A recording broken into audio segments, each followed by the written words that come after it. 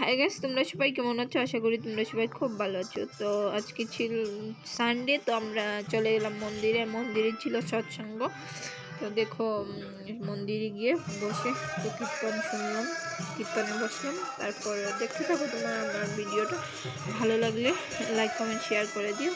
আর সৎসঙ্গটা হয়েছিল একজন গুরু ভাইয়ের ছেলের অন্নপ্রাশন ছিল, তাই সৎসঙ্গ দিয়েছেন উনি। তো অনেক ভালো লেগেছে, অনেক লোকজন কীর্তন হয়েছে, মানে অনেকটাই, মানে কি বলবো, এত আনন্দ লাগছিল।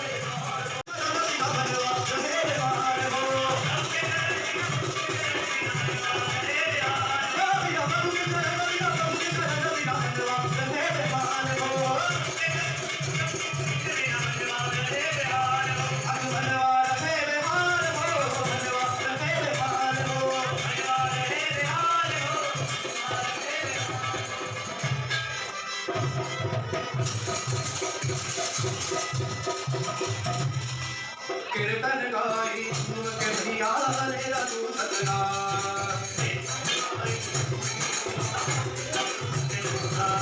कीर्तन गाई तुम के भैया मेरा तू सजना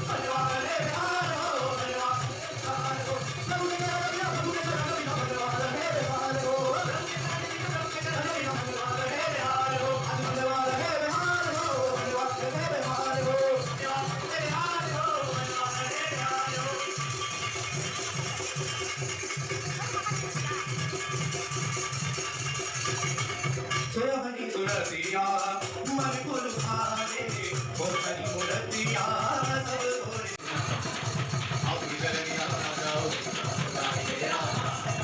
अब जरनिया जाओ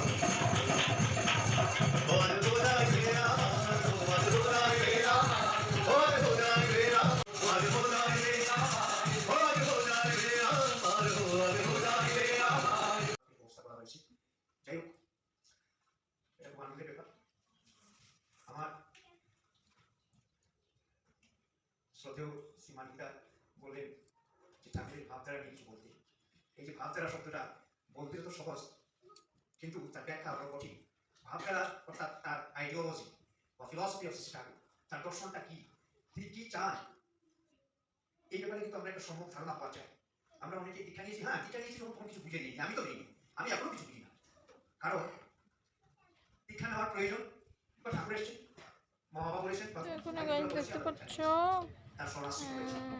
কীর্তন হচ্ছে। কীর্তনটা শেষ করে তারপর আমরা নিচে চলে যাব, চলে গিয়ে প্রসাদ খাবো। দেখতে থাকো তোমরা আমার ভিডিও।